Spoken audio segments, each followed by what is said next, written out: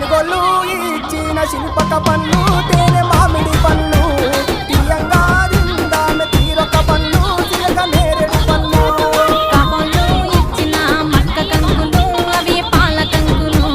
కాల్చుకొని తిందాము కందికాయలు పచ్చి పల్లికాయలు పూజారి పూజారి మామిడ తిందో నల్ల మామిడ తిందా కుసుమరోళ్ళేసిన కుందన బొమ్మ అది కుందన బొమ్మ